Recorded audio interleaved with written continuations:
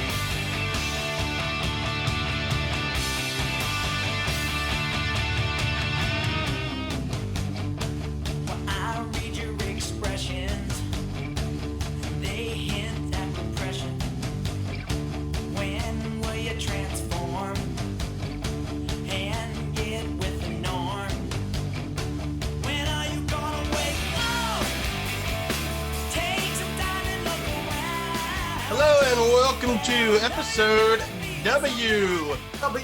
Todd, we're finally here. W. Oh my God. We're wrapping this shit up rapidly here, folks. We're coming to the end, baby. Todd, we got to get right to business tonight because tonight we can't fuck around tonight. We got a special guest. We have got a very, very big episode. For once, we actually have a member of one of the bands that we're going to be talking about is going to come on the show with us. And it's in the book. So I'm actually going to get one of my favorite rock stars on the webisode. I'm very happy about this. All right, so stick around, folks. In about 20 minutes, we've got a really special guest for you. But all right, so let's get right to it. We're gonna hit you with all the other W's here.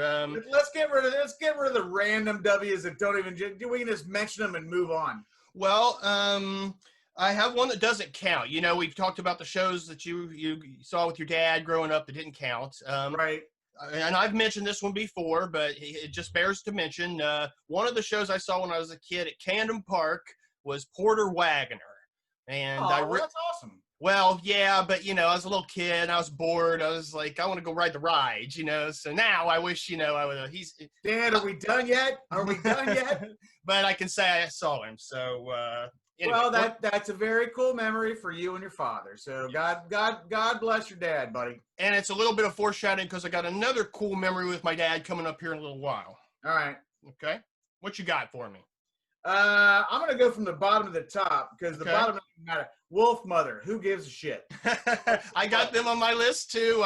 I did see them once, and I was supposed to see them this summer. They were going to be one of the opening acts on the Primus Rush tour. So, all right, Wolf Mother, we mentioned him. Done. Right. Winger. All right, now God bless him because he played bass for Alice Cooper. So I'll give Kip the credit for that. I saw him play bass for Alice Cooper, and he was on the bill with Bon Jovi at Buckeye Lake.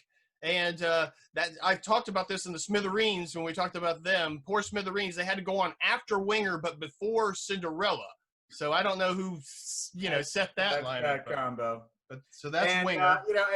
And let's give a little shout out to Kip for the fact that he carried on the Chuck Berry tradition of writing songs about pining for underage women. So, hey, she's only 17.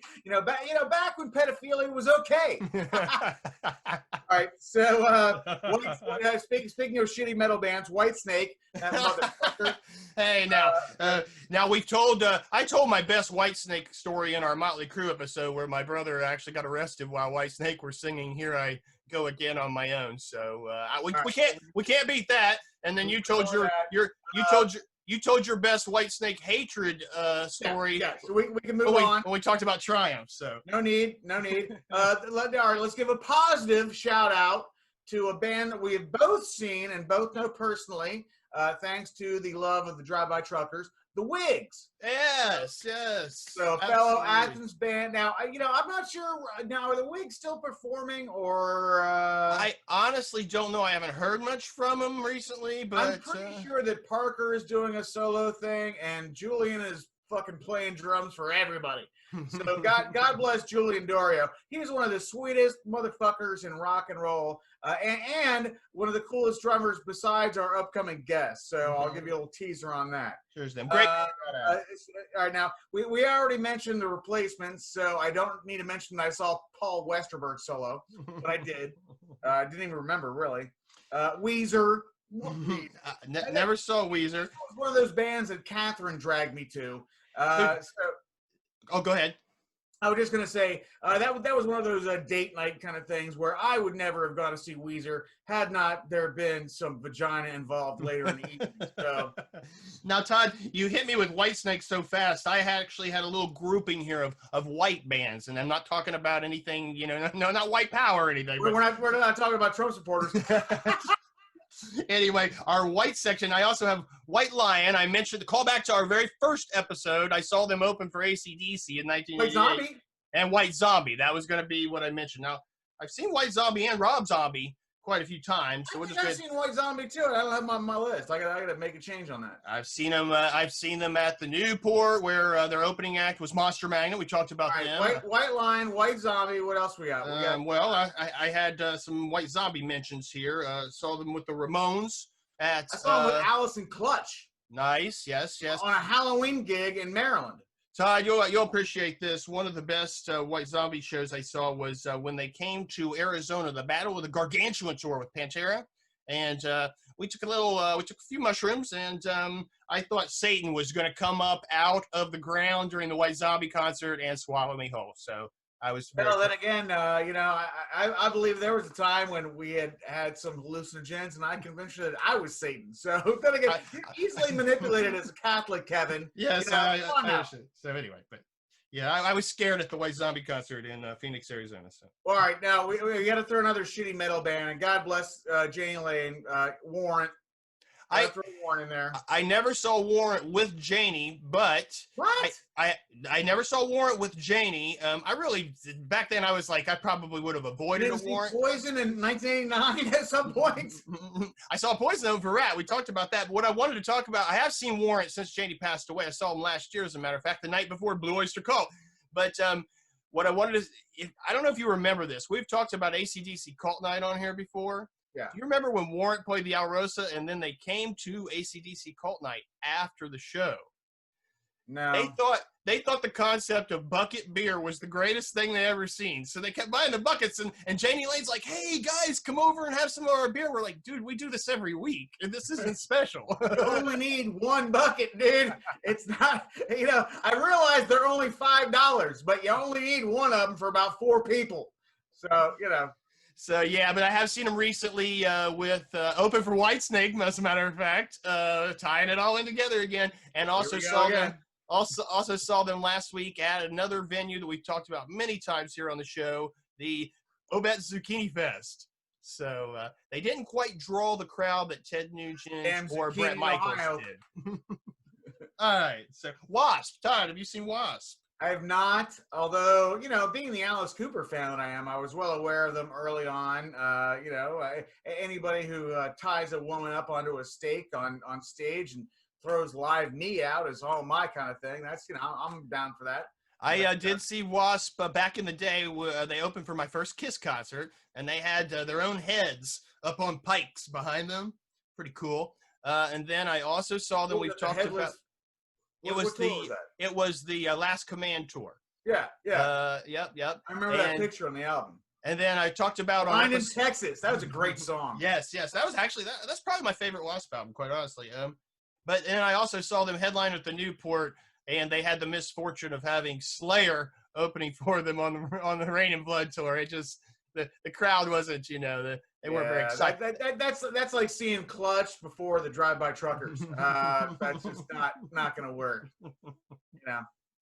But yes. All right, I got a quick Wasp story, even though I never saw them. Okay. When I worked briefly at WXMX, the Mix in Columbus, it was a light alternative radio station. Light, easy hits. I knew I was getting fired anyhow, so I played every song with the word F in it I possibly could find, including several Wasp numbers.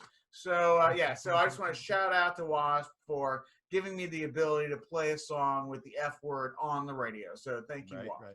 Yeah, I used to get excited whenever I'd put that on my playlist on WSR as well. Fuck like a beast. Absolutely.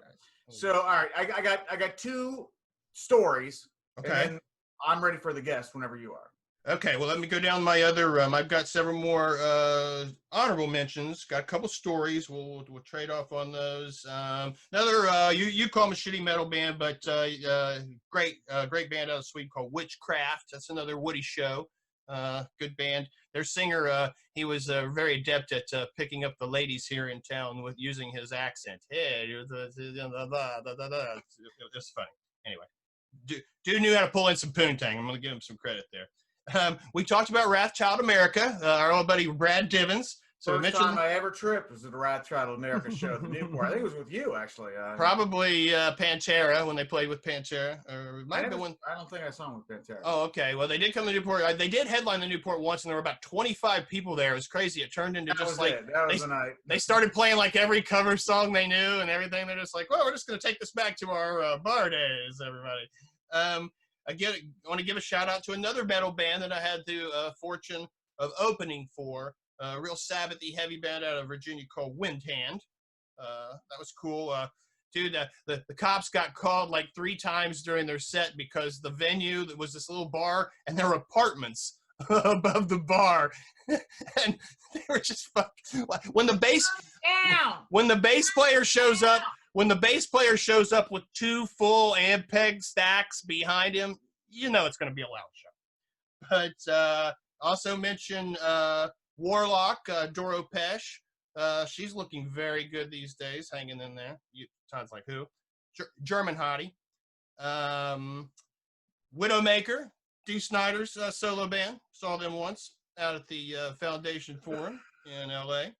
And then we're getting into the big bands here, Todd. But before we do, I got to give a shout out to, back in the day, there's a local band that I went to see all the time, and not the band that went on to actually have a major label contract that we're going to talk about later. But they were a thrash metal band, and you know what? We talked about concerts. You got to like it when a band really puts on a show.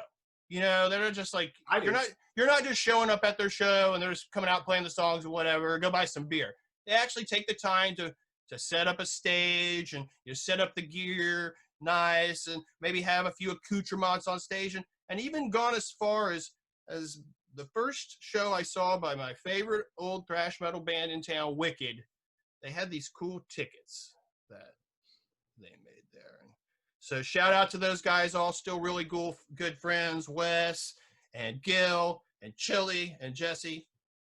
Sorry, you guys, you didn't go the Metallica route, but you touched this young metalhead's life, and Wicked heart. Yeah, that's right. Yeah. So anyhow, but Todd, that brings us. We talked about Joe Walsh. We kind of talked about him back on the Eagles. I got a Joe Walsh story that I've been saving. All right, well, hit me with Joe Walsh right now, because. All right, so now we're referring back to the R episode. Okay. But I want to show you that first. The 2-hour marathon R episode. 2-hour marathon. So I want to show you that first. So that's Joe Walsh, downtown Vets Memorial. It was October 29th, 92. Now, if you look at this ticket, that is for the Ramones and Social Distortion at the Newport. Same night. I remember that show. Night. I was at the Social Distortion. I was at the Social Distortion Ramones show. I did not. Folks, this is a story about life choices. Do you go see Joe Walsh? Do you go see the Ramones? And this was the choice given to me by my buddy Rob Walker at QFM 96, who at that point I already been fired from the station, so he was my only connect. So let's just say I was doing him a favor, and he was returning the favor to me. So Rob gave me the choice of, do you want to go see Joe Walsh or you want to go see the Ramones? And I had seen the Ramones a couple times, even though I got thrown out the first episode. But I said, well, I'll take the Joe Walsh. So I get down to the station. I do the favor for him. He does the favor for me. And he's like, well, you know what? Just go ahead and take a pair of Ramones tickets while you're at it. Why not? Sure. So me and my buddy, who I'm not going to mention his name anymore because we don't want to bring him up because he doesn't like being mentioned on the show. But my good buddy since 5th grade, love him dearly. He came along for the ride, and we went down to the Newport to try to sell these Ramones tickets. And there was a line of about 30, 40, you could tell, diehard, all black dressed, Ramones fans. None of them needed a ticket. They all had theirs. Nobody wanted to buy my Ramones tickets. So we're like, dude, Joe Walsh starts at 8. Let's get downtown. So we drove down High Street, get down to Vets, got in our seats, got a beer, sat down. Perfect timing. Joe Walsh comes out with this 3 male backup singing group, and they opened with a Seven Bridges Road that you would not believe. Fuck the Eagles. This knocked it out of the park. And he played everything from from the Confessor to 15 Years. So it was close to that time, like after that record, and fantastic show. It was over by 10 o'clock. So my friend and I decided, well, let's go down to the Newport and see if maybe we can catch, the last 15 minutes of the Ramones, because normally, Newport shows are over about 11. By the time we got down there and parked, it was close to 10:30, and so we got to the front desk, and I handed him my tickets. I could hear the band playing. I'm like, "Is it almost over?" And the guy says, "Yeah, they're finishing up their set right now." Whatever. So we went in, and we caught the end of the Social Distortion set. Got to see Ring of Fire and Ball and Chain. And the entire Ramon show, both for free. Thank you very much, Rob Walker. So that's my Joe Walsh story. And I know I can tell you're looking at the clock here, Kevin. So we got to wrap it up for our special guest. I wasn't looking at the clock so much as I wanted to pull up a set list, so that's what I was doing there. But obviously we have. I got one more W, which I'm sure you could probably join in on, and I'm sure our guest could probably chime in on this as well. Okay. Might even just save it for when our guest arrives. But okay, well, we could do that. We could actually kick off with. Are we talking about the Who by chance? That's what I'm talking about. All right. Well, why don't we do that? We could ease into 20 questions with her by talking about the Who. Well, folks, we had 20 questions prepared for. You already blew it. Well, I guess we've already said who's coming on the show. So. Yeah, we've said before that we booked him. We were good enough to All right. So anyhow, our special guest Herb Schupp is a drummer extraordinaire for one of the greatest rock and roll bands ever to come out of Columbus, Ohio, Watershed, which is of course. What we're going to be spending the rest of the show talking about is Watershed. So before we do that, I have a couple of stories about a very famous family in music, the Williams family. I thought you were going to say the Waltons. No. When you did your episode, you did your Memorial Day episode of What the Hell Was That? Yeah. The very first person you mentioned was the late, great Hank Williams. True. Of course, he has... Died in, what, 53? 1953, New Year's Day, 1953. Died in his car. Yeah, freezing to death after boozing it up. So Jay, just like Bon Scott. Mm-hmm. Yep. So be careful, Todd. If you go anywhere and you sleep in your car, keep your heat running, please, okay? That's why I live in Florida, folks. So, Todd, the first show that I ever saw. Now, we talked about the show earlier in the episode that doesn't count. So my dad took us to shows when we were kids. I saw he took us to Porter Wagner. I know he took us to a Bill Monroe at that same place. Actually saw Waylon and Willie at the Ohio State Fair when I was very young. Can just barely remember that. You ever see Johnny Cash? I saw Johnny Cash, but not with my dad. I saw Johnny Cash in '94 with our old friend Kim. All right, so we're getting off topic. I'm sorry. Yeah, you got us off topic, but I did. but I did see Johnny Cash, of course, not with Dad though. But the first show that I ever saw with my dad that I count, as kind of a teenager after I started going to concerts, Right. was me, my brother Steve, and my dad all went to see Hank Williams Jr.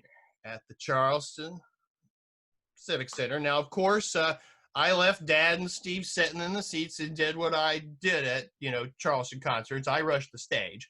But I still count it as, going to the show with Dad. I mean, we rode home with him, right? We rode there together. He bought the beer at the show. I rode back with him. So, but anyway, so that kind of started my concert career with Dad. The last show I ever saw with him was Charlie Daniels Band. So, we come full circle there with the Southern Rock. But that's awesome. I also, speaking of Dad, I also saw Hank Williams Jr. once down at the Capitol Music Center, which we've mentioned a couple of times on here. And me and our old friend Doug Sexton were driving along. We got off the exit. We're cruising down the road towards the venue, cranking up some kind of country music or probably some metal or something, maybe some Hank Jr. And all of a sudden, Doug's like, "Kevin, look out!" I look up and bam! We crash right into the rear end of the car in front of us.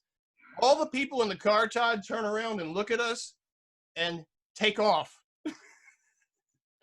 So I avoided that headache. I get out, look at my car. The front end is all smashed, but it's still drivable.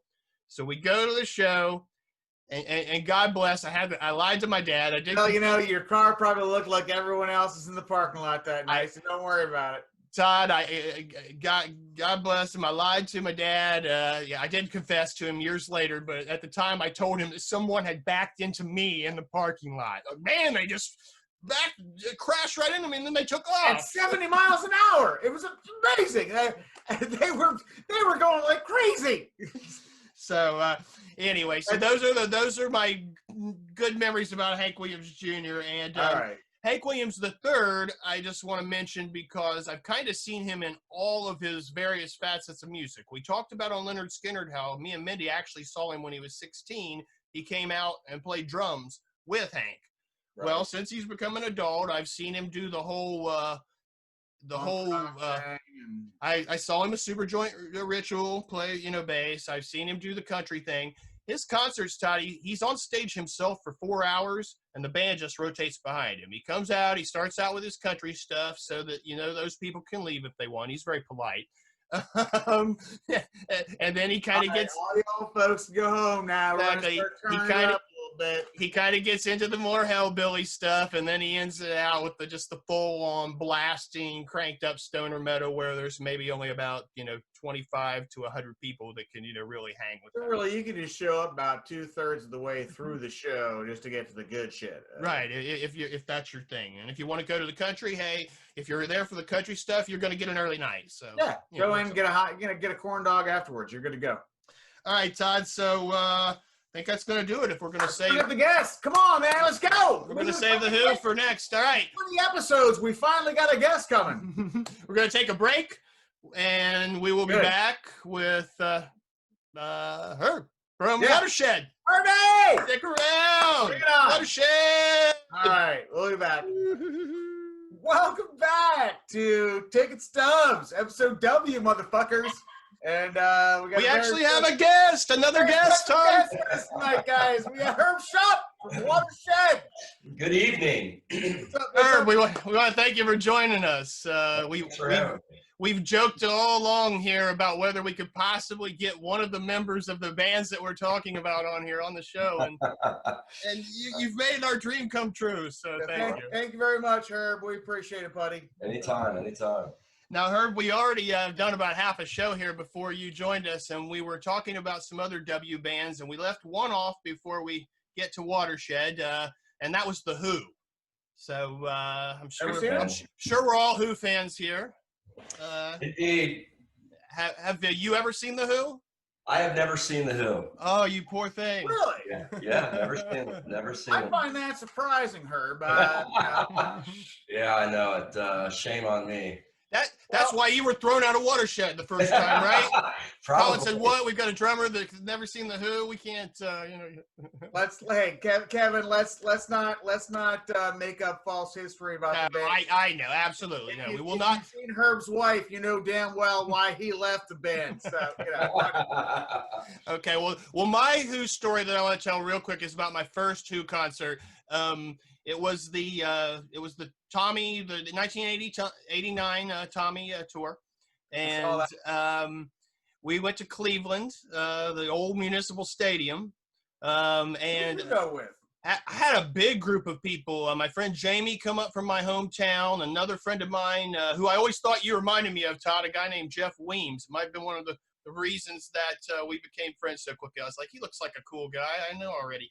But and then our old friend Will, and the funny thing about Jamie and Jeff Weems, Jamie rode to Columbus on his motorcycle, and it was raining, just pouring rain that day. Jeff Weems passed him on the way, but they didn't know each other. So when we got to the house in Columbus where we were meeting at, he's like, "Oh, dude, sorry, I could have given you a ride." But anyway, so we all pile in the van. We're driving to Cleveland, and the traffic is just, backed up like crazy, like parking lot all the way there. And Will is freaking out. "Oh my God, we're gonna miss the show. We're gonna miss the show. We're not gonna make it. We're gonna miss the show." We get there. Riding with Will. Okay. We get there. The lines are crazy outside the stadium. We're waiting forever. We're not gonna make it in. We're not gonna make it in. But when we get up to the turnstile that we were waiting in, there was no one there taking tickets. Someone had ripped out the turnstile, and it was literally people funneling into the show for free. Wow. So until recently, when they started scanning tickets, like in the last decade, the Who was my only full ticket in my stub collection because no one would ever ripped it. So very cool. Yeah. So Todd, you got any Who memories? I saw him on that tour. The best show I ever saw was with our buddy who was not allowed to be mentioned here. His name starts with a B, but he doesn't like to be mentioned on the show.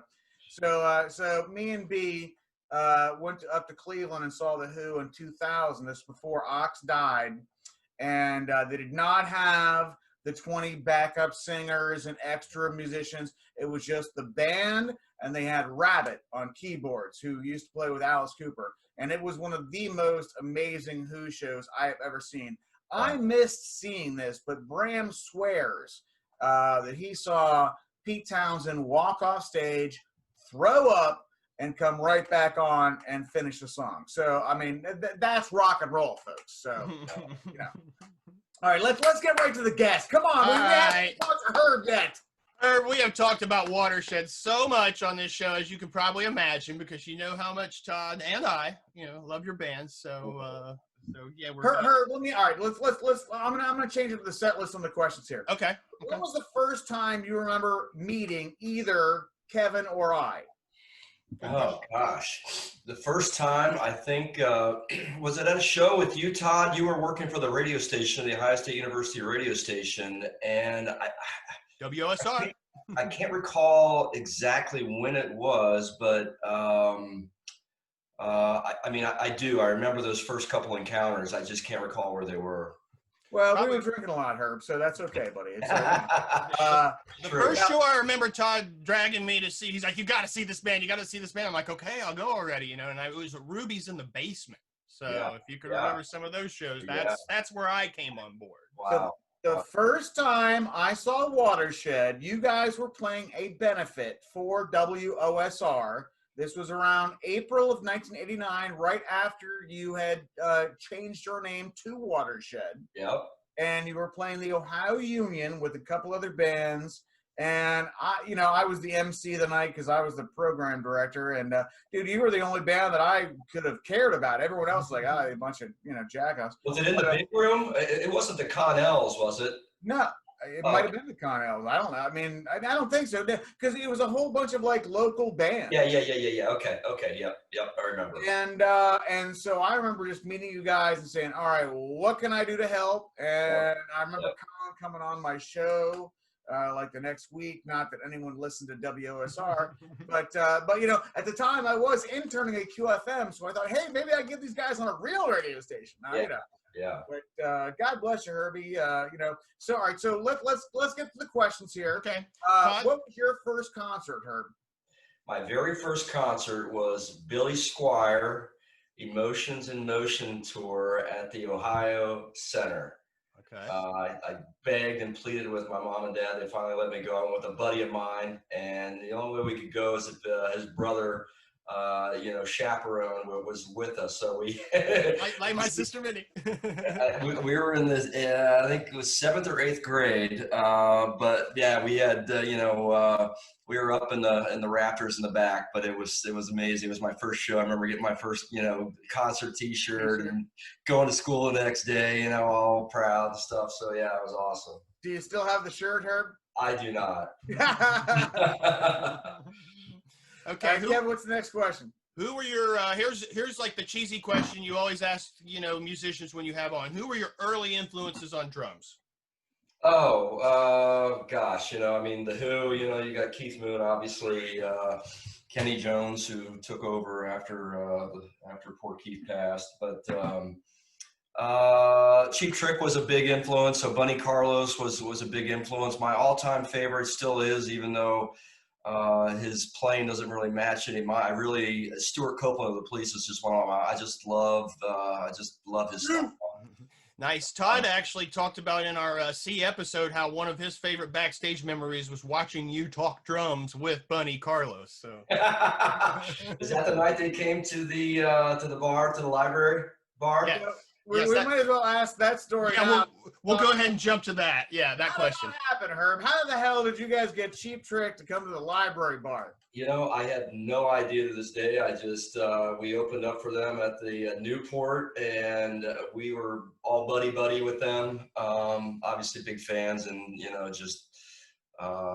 we're crazy over them. And it was probably Colin, Mike, probably one of those two that somehow got them to come out. And boy, they all came out that night to the little old library bar, and we just had a hell of a time, didn't we? How is it that we did not have any pictures of that? There's no, I do. I've got pictures. They're around the water. Mike Biggie McDermott, he's our archivist, and he's got all that stuff. So cool. Good to know, Todd. There are pictures that exist. Colin sent me a couple that he has.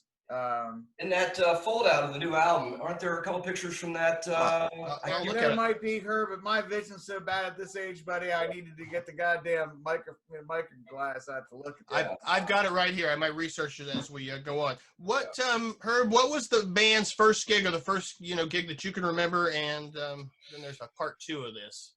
It was probably, oh God, there was a bar. I remember, what's that? Does Bill Nabbs count? What's that Army-Navy store on the south side of campus near the Beer Stew? Right across the street, there was a bar there, and I can't remember the damn name of it, but we played there. Oh, it was a crap hole. But Neely B's? Was it Neely B's? Yeah, maybe it was Neely. That sounds, yes. I never went to Neely B's, but I have friends in local. I moved here right after Neely B's, but I have so many local musician friends that talk about that place, and it sounds like the right location. Yep, that's probably it. But what would you consider reading you at your first Apollo shows? Yeah. Okay.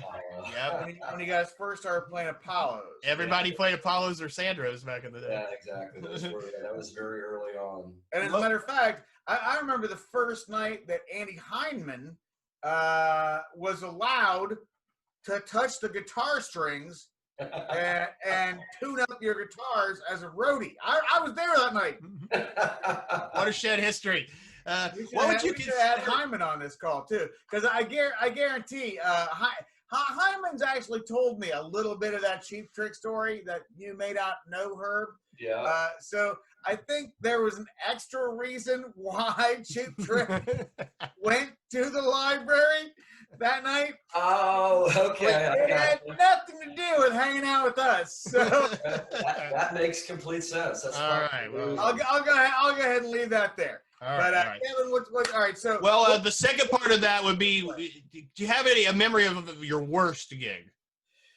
Probably, yeah. It just the towards the end where I was just starting to kind of get fed up with just doing my thing, and I was just getting too stagnant. And I think the final straw was when we started playing with ICP, the Insane Clown Posse.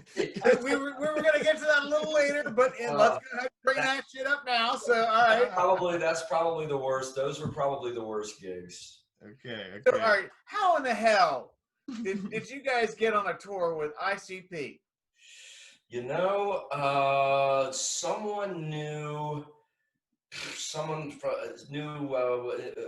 forget the guy's name, the main guy, and Clowny number one. Yeah, we talked them into doing this because we thought it would be a really good.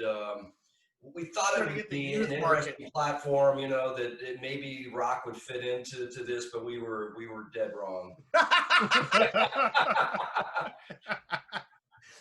All right, Todd, do you have the questions there? You want me to keep going with mine? All right, so we're just gonna we're gonna mess up the order a little bit here. Okay. Just keep scratching them off as we keep going. Okay. All right, so that was a bad tour. Let's talk about some of the good tours. All right, so we talked about Cheap Trick. What was it like to open for Cheap Trick? Your heroes, man.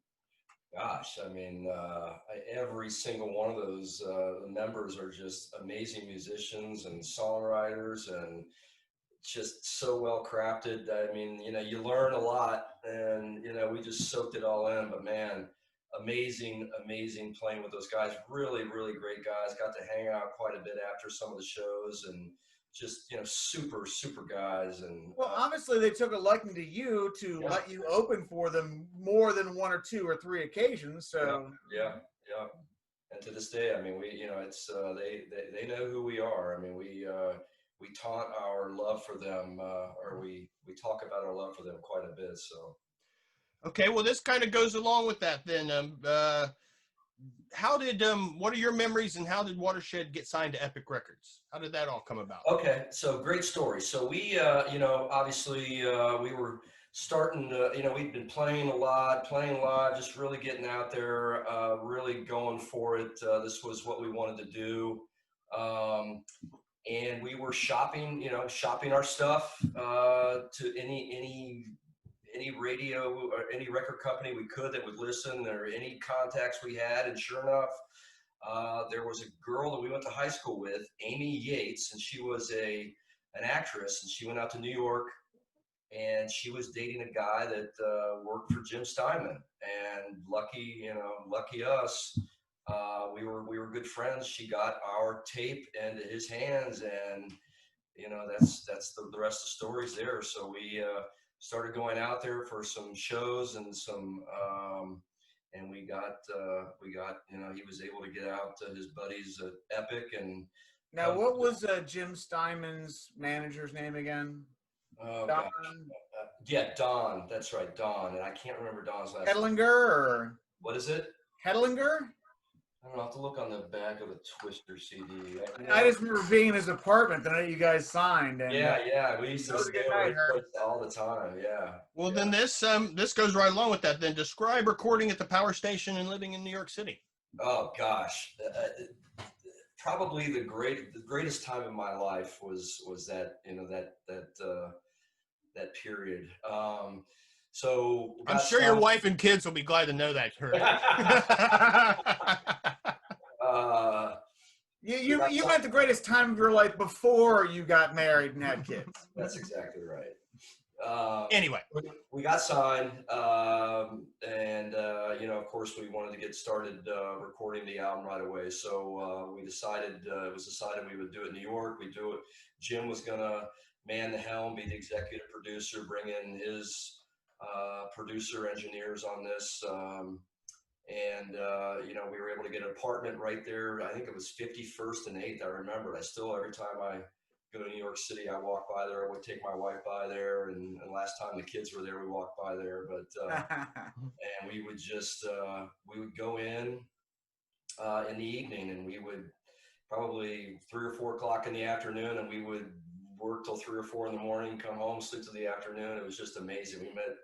What was your per diem, Herb?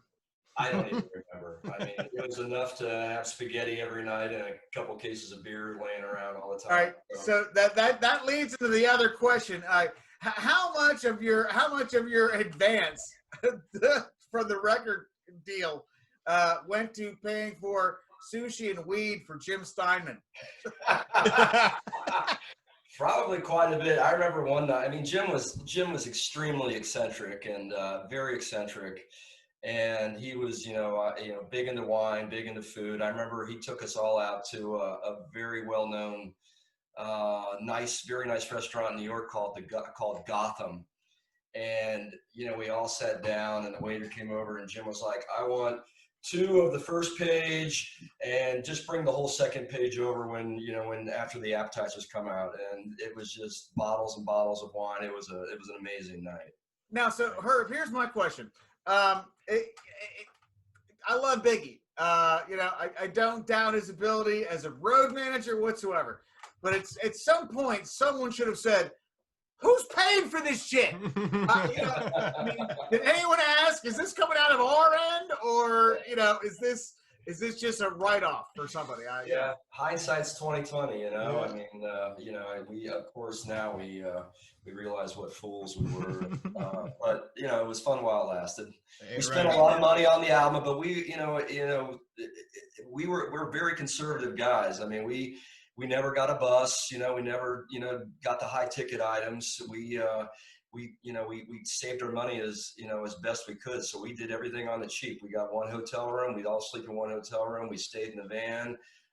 So we made the best of the money that we got. So do you remember the time that you came out to Los Angeles and you were playing the House of Blues? I do. Opening up for the Smithereens, and I was living in LA at the time. The boys were crashing in the hotel. These guys were staying at the Hyatt on Sunset, baby, the fucking Ride House, right across the street. I mean, now, granted, they weren't on the Sunset side, so they couldn't throw the TV off the balcony. But still, they were at the Ride Hyatt, rocking. You came down to visit me, and we took a little drive around. We went out to the beach, I think. I do recall you, me, and the band going out to Barney's Beanery and for a little afternoon beverage. Yeah. And Quentin Tarantino was sitting right at a table by himself, and we were gawking. I think after about 5 minutes of gawking at it, we scared the shit out of him. He was out of there in 2 minutes. Well, that's perfect. That leads into this question. Obviously, you recorded with Jim Steinman, who's a celebrity in his own right, at least among rock fans. But did you have any other celebrity run-ins in the studio while you were recording? Yeah, several. We Aerosmith was in there. Steven Tyler running around. Pretty big. Go ahead. What were you gonna say? Oh, I said that's pretty big. The forum's yours, buddy. I'm just making color comments. This is your show tonight, Herb. The way the power station was set up is you came upstairs, and there was a general kind of area where couches were, and you had the front desk there where the receptionist sat, and you had all the bathrooms out there. So at some point or another, you were going to run into people. It's just the way it was set up. People coming out to go to the bathroom or coming out to see what was on the TV. So we were in Studio A, which is the big one, but they were upstairs and downstairs. But man, AC/DC was there, hung out, got to talk to Brian Johnson for a few minutes talking football. Charlie Drayton and Steve Jordan. Did you steal some of their stuff? Did we? I don't know. Maybe. But statute of limitations is probably off. So borrowed. It's definitely not beneath us to do something like that. So it became customary for us to have a snare drumhead signed by every big artist that was in there. So I've got drumhead from Vanessa Williams was in there recording something. Little Steven was in there. Kenny Aronoff came and played the tambourine. The drummer from John Mellencamp came and played the tambourine on a tune we were doing. Man, we met some really cool people. Nice. What's that? We actually were just kind of screwing around, and we did. I think we did like California Man, and he was in there, and he said, "You got Kenny Aronoff played on your fucking song." Yeah. So yeah, Wow. pretty amazing. Excellent. Now, okay. Now, Herb, you alluded to it wouldn't be above you to engage in some, some underhanded tactics. So there was a rumor that there might have been some ballot box stuffing involved in your 1988 win for the Lantern's Best Local Band Award. True or false? I cannot confirm nor deny that. But yes, that did happen. I love it. Yeah, All right. we're delving deep tonight, Herb. We're digging in. Now, I like it. These are not just football questions here, buddy.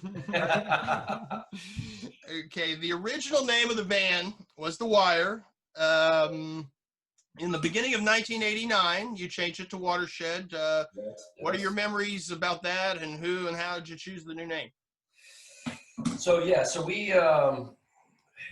called it, we were The Wire before we became Watershed. And I think The Wire was the name of some newspaper or magazine that was done by some company. It was called The Wire. It was done pretty cool. And we stole it, we grabbed that name for lack of other names. And then and that was back in high school and stuff. Once we became really serious, we got down to Ohio State. Willie Phoenix kind of took us under his wing, and we really started to learn the craft more and understand more how to write songs and compose songs. It was time. I think at some point there was another band called The Wire, so we knew sooner or later we were going to change it. And Joe brought it to the table because, a watershed event, it means like an event or a period of time where after that, nothing's the same. And we thought that was See, Todd's got it on the shirt right there, the old original. Yeah. Yep. Yeah, I always love that with the definition I that you can guys still had squeeze into this fucker, Herb. So it was very apropos. Well, great name, and screw that band in South Africa. I said that. Okay, this is a good one. And roughly, how many years and how many gigs did you play before, quote unquote, making it big? So we'll count that as the epic signing. Yeah, from the night you got signed in New York City, when we had the party. Back. How many gigs before then? Gosh, I tried to even sit down and think about it. I had no idea. We played a lot. I mean, it was our job, so we took it very seriously. What was your gig schedule like in those early days? Like would you just take anything and everything? I've heard about the subway gigs from friends that went to high school. Yeah, all that stuff. Yeah, so all that early stuff in high school. Yeah, we took a bunch of that stuff. But, didn't you play at Bill Knapp's restaurant? Yeah, we did. Colin, and I worked there too. Yeah, we did for a birthday party or something. I forget what we did. We did. Okay, so let's fast forward then to the good times with Watershed. When you did, after you have made it, what are some of, besides Cheap Trick, who we've talked about, and I think we've mentioned the Smithereens, what are some of the other favorite bands that you've opened for? Well, I made a list. I was thinking about the Smithereens are definitely on there because, my God, I mean, what another just amazing band, great musicians, great, Pat D'Annunzio, great songwriter. I mean, wow. Why you grabbed that? We mentioned them earlier just in this episode because we mentioned Winger, and I don't know if you went to this show or remember this, but Bon Jovi played at Buckeye Lake in 1988, and I think I went to that show. Cinderella were the direct support. Yeah, I was. Winger were the openers, and the poor Smithereens were sandwiched between Winger and Cinderella. I don't remember that. Oh my God, you're kidding me! I was so excited. I was so excited to see the Smithereens because I liked them. I was like, I did think it was a little weird billing. I'm sure it was the New Jersey connection that got them on the gig. Exactly. But this poodle-haired, hair-sprayed, hair metal chick next to me stood and screamed the entire time, "You suck! Get up the fucking stage!" Yeah. Yes, shout out to the Smithereens, great band. But who else? Okay, so we mentioned Cheap Trick. Early days, gosh, we used to go up to Detroit and play all the time, and we became such great friends with a great band called the Generals back then. They kind of split up, but we used to go up there and play with them all the time and spend a night at their house wherever they all lived. and had some great parties. But man, and then one of the most talented guys from that group was John Speck, and man, he amazing songwriter, amazing guitar player, and he the Fags and some other bands that he was in that he started that were just amazing. Dash Rip Rock.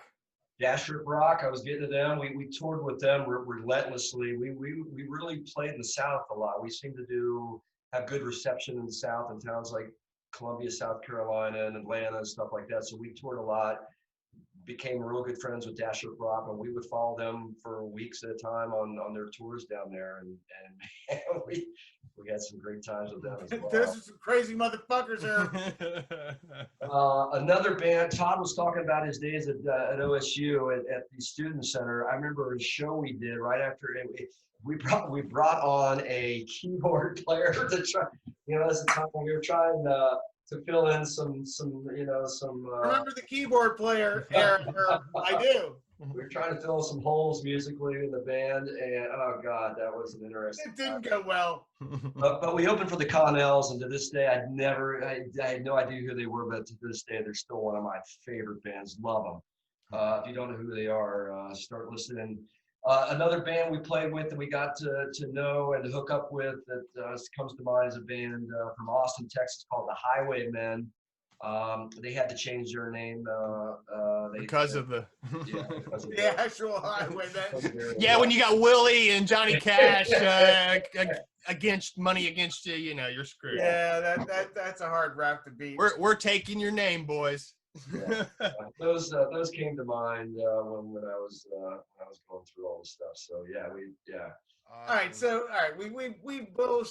Oh wait, It's saying it's okay. It's saying that we can continue on. It said that there is no 40-minute time limit as a gift from Zoom. Zoom knew that Herb was going to be on tonight, so they said you guys can keep going. Overtime, motherfuckers.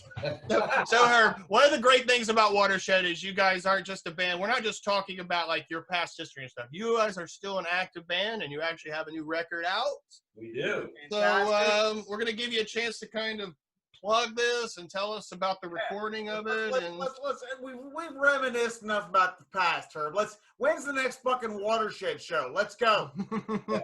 Yeah. So, COVID's thrown a whole bag of wrenches into this, but so when I took a hiatus from Watershed, they kept going, obviously, and they started working with they with their connections up in the Detroit music scene, started working with Tim Padlin, who's a very gifted musician in his own right, but he produced and did a lot of stuff with Sponge and on that album that broke out. So he's got some some good background. But so Tim's got a studio up in Michigan, and we just want to keep fresh. We want to keep writing songs. We want to keep relevant. So we really kind of, Joe and I, Colin kind of pushes us, and let's just start going in every year. Let's write 5 or 6 or however many songs. Let's go up and record and get them done. So we went up this past winter up to the studio, and we just went up for a weekend, and we had 4 songs that we wanted to do, and Tim he's an incredible producer. I mean, he really crafted these songs and put them together in a way.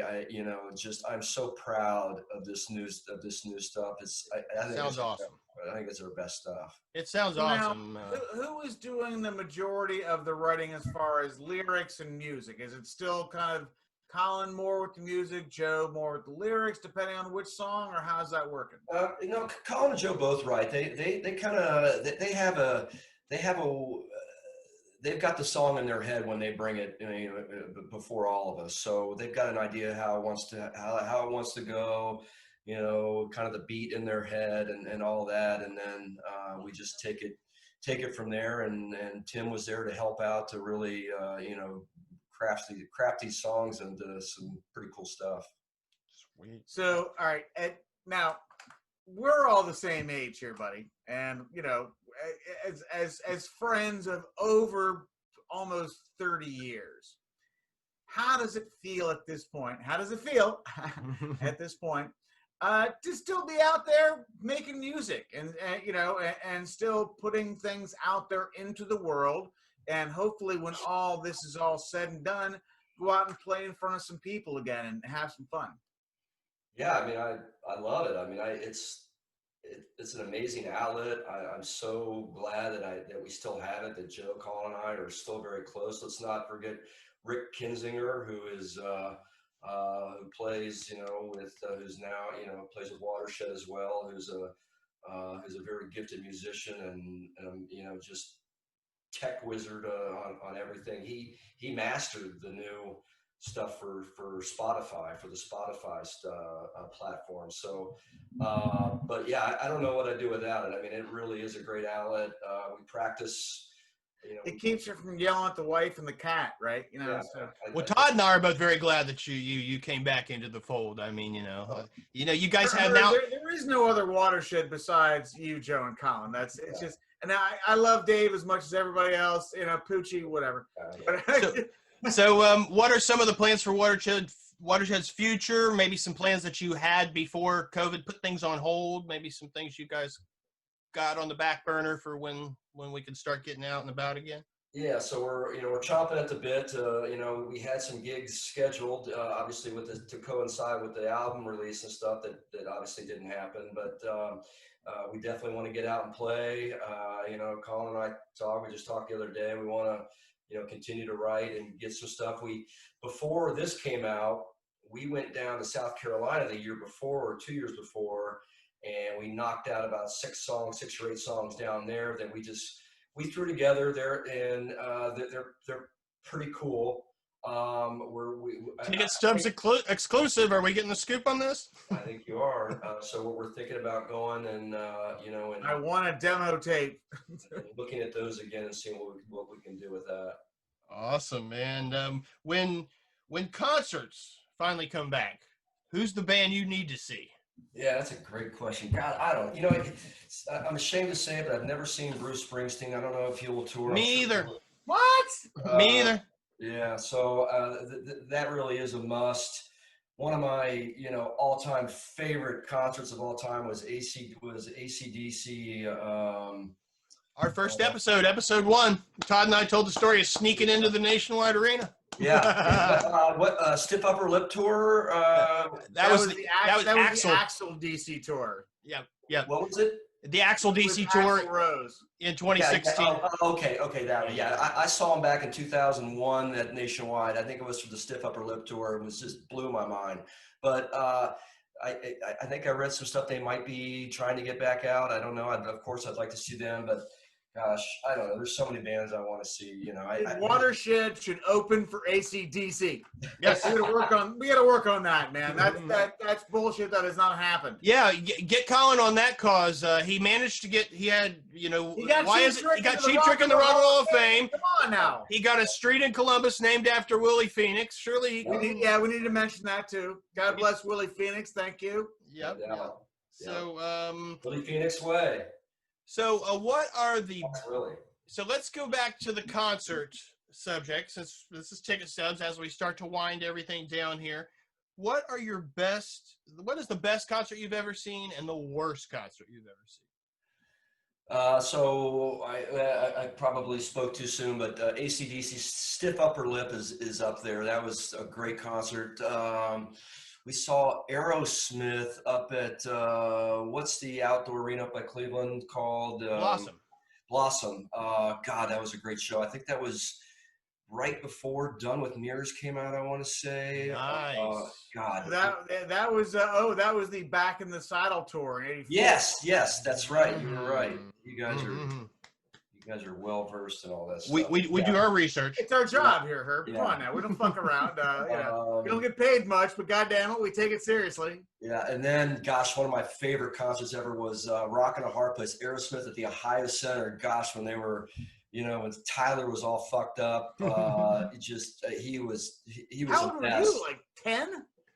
I don't know. What year did that come out? It was probably one of my first 5 or 6 concerts I saw. We had great seats, and I just remember him just spitting all over the stage, and it was just, yeah, it was. And did you ever meet the guys in Aerosmith?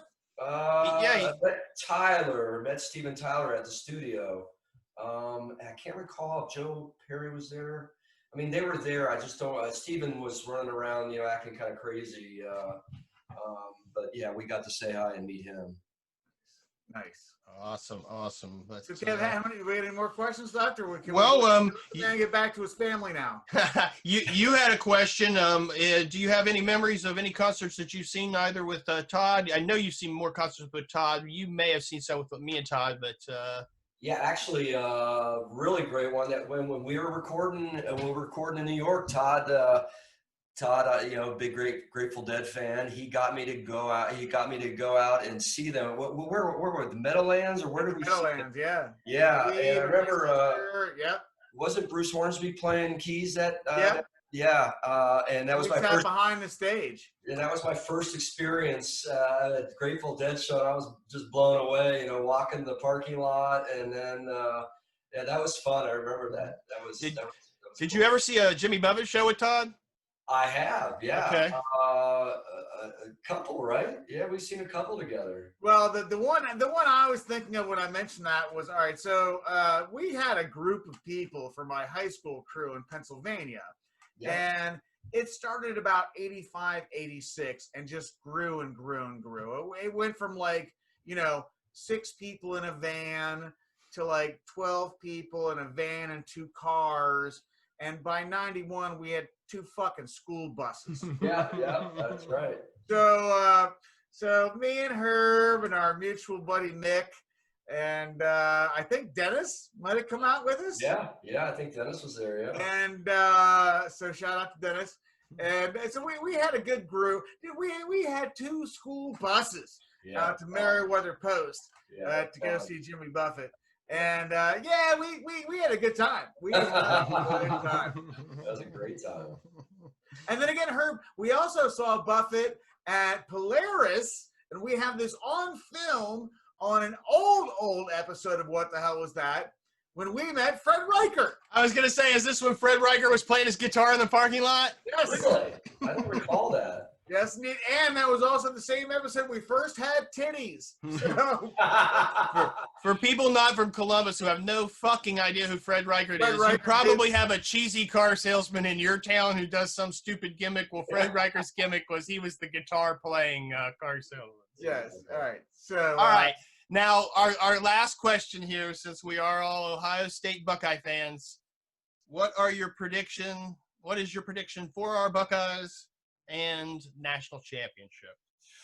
Well, gosh, we are so loaded offensively. I mean, it's crazy how on paper how good we are. Are you concerned we're behind the curve 3 or 4 weeks? Like there are other teams that have already had 3-4 games played. Yeah, I mean, it's a weird year. I'm still trying to figure out, the schedule's different now and it's shorter, and, rankings, and what are we ranked overall 6th right now? The only game I'm really scared of is Penn State, our second game on the 31st. But I mean, we could go, all the way. I mean, if we get through Penn State, I feel we'll be undefeated. And, like I said, our defense has gotten better. Would you be willing to trade an undefeated season for a guaranteed win against Michigan? Would I say that again? Would you be willing to trade a undefeated season for a guaranteed win against Michigan? I don't understand that question. He's saying is it beating Michigan more important than anything? No. I'd rather have an undefeated season. All right, there we go. We got to answer it. And we're gonna stop this before Todd insults the drummers anymore. But no. Herb, man, we want to thank you very much. Wait. Yeah. That was 19 questions. There was a 20th one. Okay. Unfortunately, it's not gonna get political. Unfortunately, our right wing social media corporate whore that owns 5 New Productions will not let me air the final question. So. I am replacing the final question. I have final edit. Just remember, I have final edit. Kevin has the final edit. So, here's the question for both of you. Both of you have lived with me. Yes. Yes. What's my most annoying habit as a roommate? I don't know. You take this one, Herb. I mean, Todd's pretty clean. I mean, he's he's not a slob. So he's a good cook. He's a good cook. He cleans up after himself. I smoke a lot. What's that? I smoke a lot. Yeah, that's probably the 2 packs a day is probably a little bit annoying. Yeah, Herb, we have a mutual. Todd and I have a mutual friend in New York City. He said if Todd ever came to visit him, he said he better not light up a cigarette in my place. No, Todd. We obviously we both love you, or I wouldn't be doing a show with you, and Herb certainly wouldn't be appearing with us here on this. How's the weather in Florida today? Anyways, it's not too bad. As a matter of fact, we're wrapping this up because we are about ready for Game 7 with the Dodgers. Go Dodgers! Yeah. All right, I'm looking forward to that. All right, Herb. Well, this episode is going to air on December the 6th. So, everybody, we'll see you then. Okay. Herb, thanks so much. Yeah, thanks, guys. For the show, buddy. All right. Peace. All right. Yeah. Bye. See ya. Okay. There he goes, folks. Herb Schupp from Watershed. Todd, we did it. We actually had a member of one of our friends on the show. So, we can't beat that. Next week, we got nothing. That's not true because we do have some extra we've got some extra footage. We've got some extra stuff. Yeah, so we've banked one. There are some bands that we've kind of skipped over. True. So we'll adventure that we could probably go back to. We never even mentioned Aerosmith. Exactly. We kind of touched on them tonight. So we'll roll back around to them. I know we have a special guest coming on next week. Another very special family member. You can't even remember recording an episode with your sister. You're terrible. Well, that's what it goes. This is my sister. She's not even talking to me now. Oh, okay. Well, Todd's sister will be joining us next week. See, that's why we recorded it. We got it in the bank. We recorded it in advance. Yeah, that shit 6 months ago. We knew this might happen. But all right, so I still need to get Dad's Rush story. We can throw that in the X episode. So. Absolutely. If you can wrap that up in the next 2 weeks while I go off and take my little adventure, So. No, look, we already mentioned it in the last episode. We can say it now, right? We did. So I've got the wedding coming up this weekend. Woohoo, woohoo! I'm already wearing the ring because the show will be Don't lose it, dummy. Will be airing by then. Folks, if you know anything about my buddy Kevin, he can't walk out of the house without 10 minutes of where are my keys. True. So, we'll get all the way to Tennessee, and I'll be like, "Fuck, the ring's sitting on my fucking nightstand." So, yep, that could happen. That could happen. But, honey, I'll try. Honey, this goes out to Heather. Honey, I will try not to forget the ring. So right. Todd, we're gonna take a couple weeks off from taping, but there will be an episode next week. You guys, we'll see. We've only got 3 more episodes. 3 more episodes. Oh my! So stick around. By the time this airs, I could be in prison for all the things I've said against our previous president on Facebook. All right, we will see you next week for our extra stories on Take a Stub. My soul's got serious traction. Oh, better still to get some action.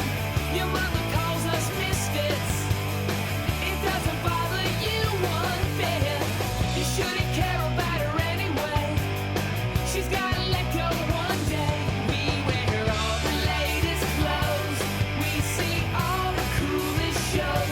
Bouncers at the nightclubs let us in. Wouldn't take one day back to live it again. My steel toes